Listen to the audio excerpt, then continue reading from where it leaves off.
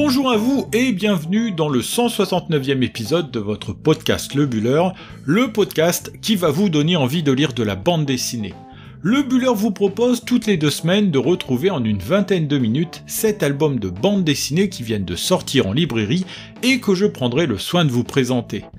Une première partie où je vous parlerai de mon gros coup de cœur du moment et une seconde où je reviendrai sur 6 autres albums qui ont retenu mon attention et sur lesquels vous pouvez aussi vous précipiter.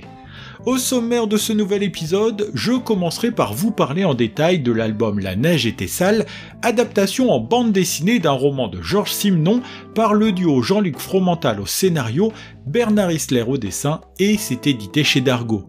Dans l'ordre, la seconde partie sera consacrée aux 6 albums suivants, Le Lierre et l'Araignée, superbe album de Grégoire Carle, que publient les éditions Dupuis dans la prestigieuse collection Air Libre. Je parlerai ensuite de l'album Le Dictateur et le Dragon de Mousse, album singulier que l'on doit au scénario de Fabien Tillon, au dessin de Freeway, et c'est édité chez La Boîte à Bulles. J'aborderai aussi la sortie de L'étudiante anglaise, premier tome sur 2 de Zoé Carrington, le nouveau diptyque du talentueux Jim, sorti chez Grand Angle.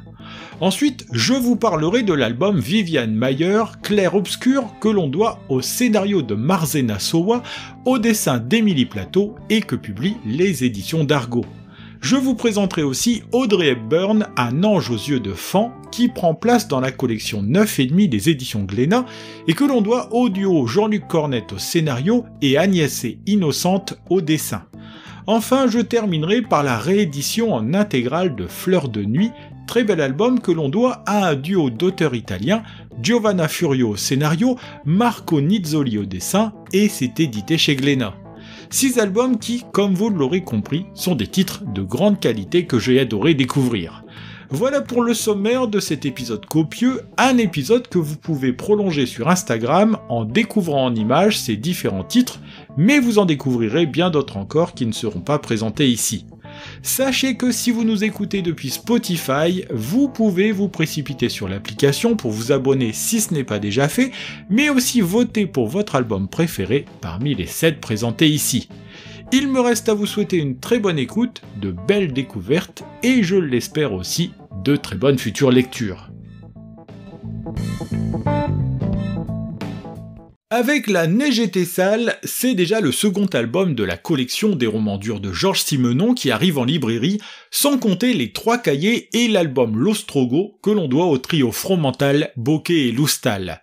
Voilà donc un projet plus que séduisant auquel s'est attaquée la maison d'édition Dargaud, adapter les romans dits durs parce qu'ils furent durs à écrire et abordent des thématiques difficiles de l'auteur belge Georges Simenon que je connaissais surtout pour sa série des Maigrets. Nul doute que comme pour moi, cette série aura pour effet de porter un joli coup de projecteur sur ces romans et donnera à de nouveaux lecteurs l'envie de s'y plonger, tant ce que l'on découvre en bande dessinée est déjà en soi très séduisant. Bon, il faut dire aussi que pour ces adaptations, Dargaud a misé sur de grands noms de la bande dessinée européenne, ainsi pour La Neige était sale, c'est Jean-Luc Fromental qui en signe le scénario et Bernard Isler le dessin, difficile de trouver un plus bel équipage. J'avoue que pour ce qui me concerne, il suffit que j'entende le nom d'Isler pour me précipiter sur un ouvrage, c'est le type même d'auteur vers lequel je me tourne les yeux fermés, ou plutôt les yeux grands ouverts pour profiter encore et encore de son superbe dessin. Avec La Neige était sale, on n'est certainement pas déçu, la superbe couverture très cinématographique attire le regard avec une patine qui tire sur le noir et blanc que vient relever le rouge framboise du vêtement des 2 personnages, une couverture de toute beauté. Dans un dessin en plongée qui écrase Franck et Sissi, comme pour mieux symboliser cette vie qui va leur jouer un sale tour chacun à leur façon, nous entrons de plein pied dans cette histoire que l'on pourrait qualifier de camusienne. Franck est le personnage principal de ce récit, jeune, beau, flambeur et séducteur, c'est surtout un voyou qui prend de plus en plus d'envergure à une période où il pense pouvoir jouir d'une certaine impunité. En effet, la violence est partout autour de lui, dans une ville que l'on ne peut pas clairement identifier, une armée d'occupation, qui pourrait être l'armée allemande ou une autre, s'est installée et fait régner la loi. Franck n'en a que faire de cette occupation, ce qui le préoccupe au quotidien, c'est l'argent qu'il peut gagner de façon malhonnête, les filles avec qui il va pouvoir coucher, et son voisin du dessous, un certain monsieur Horst et sa fille Sissi. Franck vit d'ailleurs chez sa mère, et des filles, il y en a à la maison. Franck n'a qu'à se servir, sa mère tient en effet une maison de passe où travaillent 2 habitués, Mina et Annie, avec lesquels Franck couche à l'occasion. Sissi, c'est autre chose. Elle est jeune, vierge, innocente, mais surtout follement amoureuse de Franck, qui incarne dans ses yeux la liberté, la séduction, mais aussi une certaine forme de danger. Au moment où elle s'amourache du beau blond ténébreux, elle ne sait pas que par désœuvrement, il a tué un officier que tout le monde surnommait l'eunuque, tout comme elle ne sait pas plus qu'il fréquente des personnalités malsaines comme Cromer, des personnalités tordues, que l'on prend le temps de découvrir ici. Cette vie, ce milieu interlope, cette innocence qui pointe dans ce monde violent, on le suit au plus près grâce au dessin de Bernard Isler qui resserre le cadre, joue sur les tonalités et entraîne le lecteur dans un vertige qui ne s'arrêtera qu'avec la chute de Franck. Son trait se fait toujours aussi précis, l'auteur de Sambre alterne le noir et blanc, le sépia ou des teintes roses en fonction des circonstances et des personnages, prouvant par là même que la couleur est en soi un code narratif qui en dit aussi long que le dessin lui-même. De son côté, Jean-Luc Fromental a su resserrer le récit de Simon, qui fait près de 300 pages à l'origine, pour en garder la substantifique moelle et offrir un album nerveux, mais qui sait prendre son temps à l'occasion pour installer les ambiances. Les personnages apparaissent comme des prisonniers de leurs conditions, dans un monde prisonnier lui aussi de cette armée d'occupation qui offre une toile de fond étouffante dans un récit que Simon qualifiait volontiers comme l'un de ses plus importants. Vous aurez compris que La Neige était sale est une véritable réussite, l'album est sorti le 26 janvier dernier chez Dargaud, l'histoire tient en 104 pages, et si vous aimez les albums intenses et passionnants de bout en bout, alors ce titre est fait pour vous.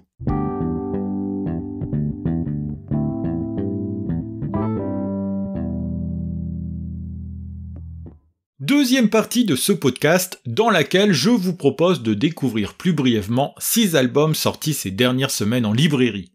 Commençons cette revue des sorties par un titre fort, le genre de lecture qui marque et que l'on gardera assurément un petit moment en tête, Le Lierre et l'araignée du Strasbourgeois Grégoire Carle.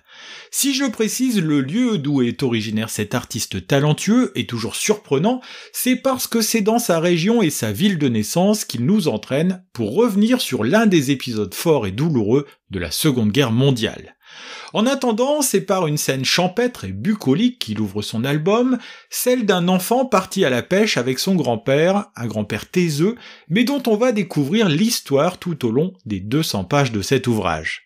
Le calme de la nature laisse alors place au chaos de la drôle de guerre d'abord, puis de l'invasion des Allemands en Alsace ensuite, une armée du Reich qui prétend récupérer son territoire après l'affront qu'elle dit avoir subi avec le traité de Versailles.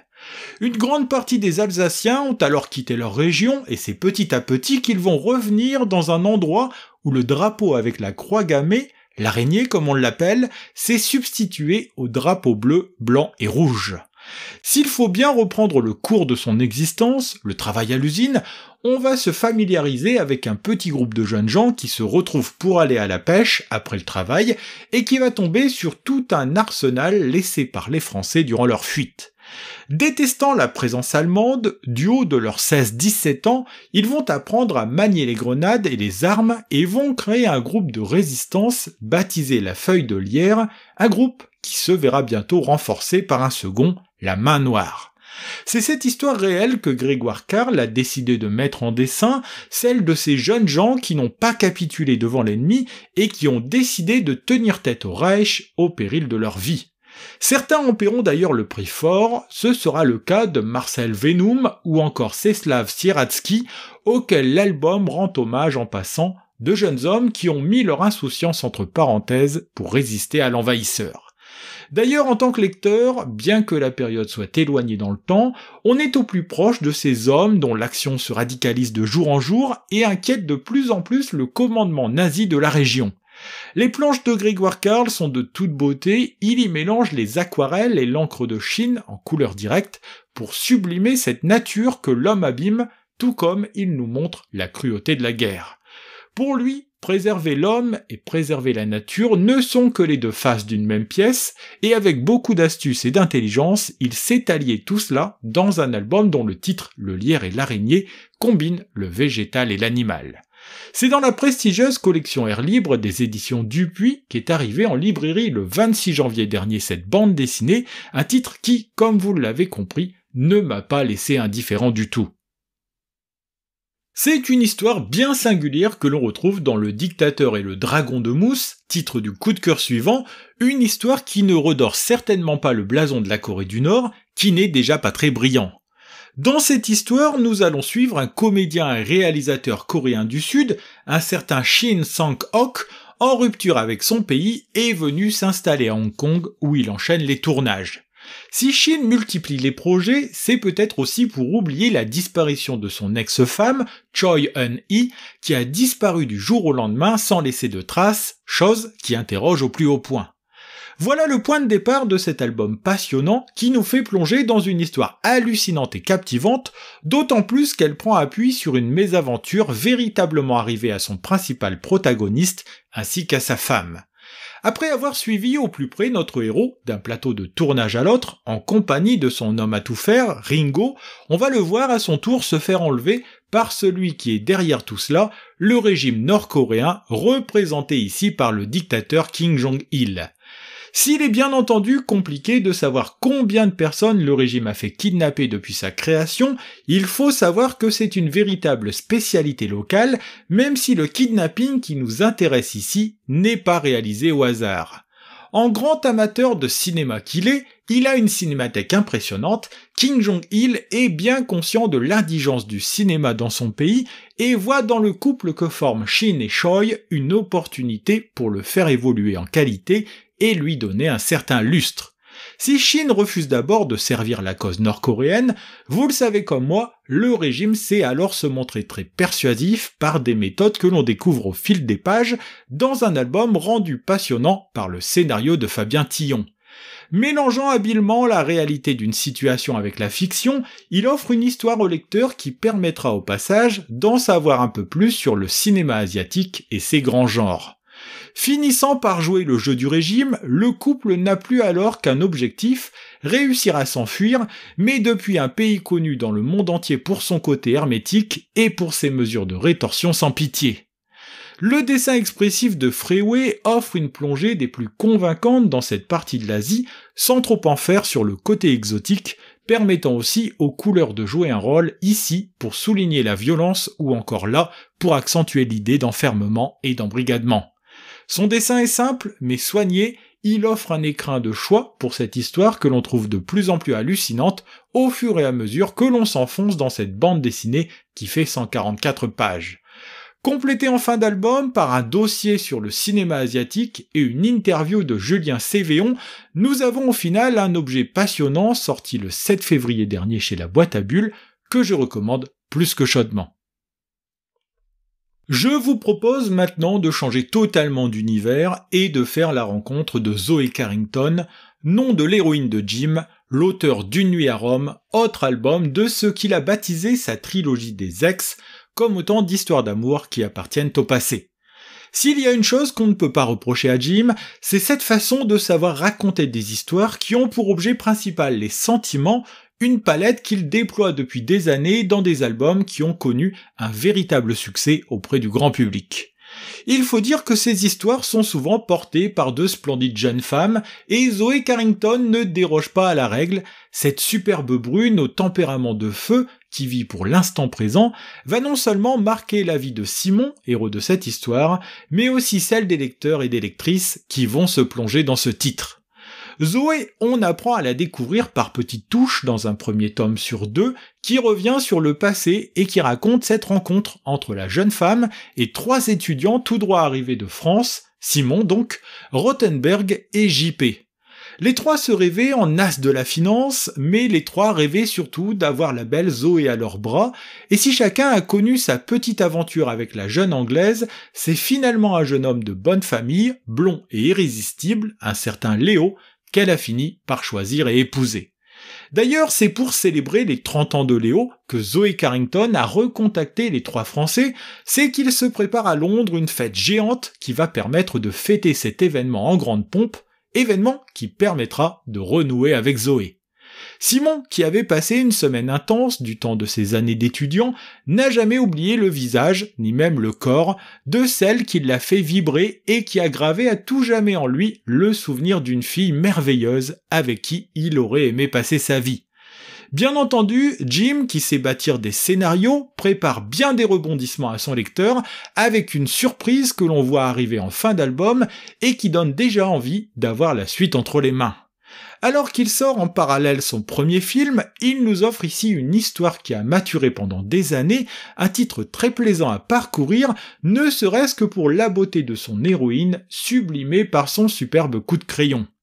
Accompagné de Rémi Torregrossa pour les décors et Delphine pour les couleurs, il nous offre un album rythmé, se passant en grande partie à Londres, un titre où le moindre petit instant sait être sublimé par la qualité de son dessin. Cette Zoé Carrington est marquante et c'est bien là le principal, et si le scénario se rapproche d'une nuit à Rome, c'est aussi parce que ce projet lui est antérieur et qu'il a infusé dans ses albums suivants. L'étudiante anglaise, titre du premier tome sur 2 de Zoé Carrington, est disponible depuis le 31 janvier dernier aux éditions Grand Angle, et une fois encore, j'ai adoré me laisser séduire par ce personnage et par cette nouvelle aventure signée Jim. Personnalité discrète, qui n'aimait pas que l'on s'intéresse à elle, mais qui était curieuse de tout ce qui l'entoure, c'est maintenant de Viviane Mayer dont il va être question dans un très bel album qui nous fait suivre ce destin si singulier. Viviane Mayer fut certainement l'une des photographes les plus douées du siècle dernier, mais une photographe dont l'œuvre et le talent ne fut découvert qu'après sa mort, par le plus grand des hasards puisqu'une bonne partie de son œuvre n'avait pas été développée de son vivant. Si cette histoire est déjà en elle-même complètement folle, ce n'est pas tant ici le propos que de nous montrer qui fut cette femme discrète et libre que l'on pouvait croiser avec son appareil photo Rolleiflex en bandoulière, un appareil qu'elle ne quittait jamais. Dans des pages aux teintes sépia, l'album s'intéresse à l'enfance de Viviane, une enfance marquée par l'absence d'un père, qu'elle ne connaît pas vraiment, et par une jeunesse qu'elle passe entre New York, sa ville de naissance, et la France, d'où est originaire sa mère. De cette jeunesse, elle en conservera une envie de mouvement permanent. Viviane Mayer est constamment en train d'avancer, que ce soit pour faire le tour du monde ou arpenter les rues de Chicago où elle vit et où elle photographie au quotidien tout ce qui s'y passe. Viviane Mayer est une véritable autodidacte de la photographie. Dans la pièce qu'elle occupe, on la voit expérimenter au moment de développer ses pellicules, tout comme on la voit avoir un véritable sens du cadre quand elle prend ses sujets en photo. Les enfants qu'elle garde, car elle passera une bonne partie de sa vie à être nounou au service de plusieurs familles, jusqu'aux ombres portées sur le sable ou les murs, tout est sujet à photographie pour une Viviane Mayer qui a à cœur de fixer sur sa pellicule des petits instants de vie qui sont tellement signifiants pour elle. C'est la scénariste Marzena Sowa qui nous propose cette découverte de la vie de Viviane Mayer. On découvre la femme derrière la photographe, une femme engagée, qui aura marqué par son humanité et sa gentillesse toutes celles et ceux qui l'auront côtoyée. Côté dessin, c'est Émilie Plateau qui retranscrit, dans ce style si identifiable chez elle, cette déambulation que l'on fait avec la photographe sur les 136 pages de ce très bel album sorti le 26 janvier dernier. Dans un format identique à l'album noir, consacré à Claudette Colvin, on retrouve ce trait presque enfantin qui contraste parfois avec l'existence de leur personnage, un trait qui apporte de l'originalité à l'œuvre, mais qui peut aussi être rédhibitoire chez certains lecteurs. Pour ma part, j'aime beaucoup ce format, à rien naïf, et c'est avec grand plaisir que j'ai découvert Viviane Mayer ici, un album sous-titré clair-obscur que publient les éditions d'Argo et que je recommande chaudement là aussi.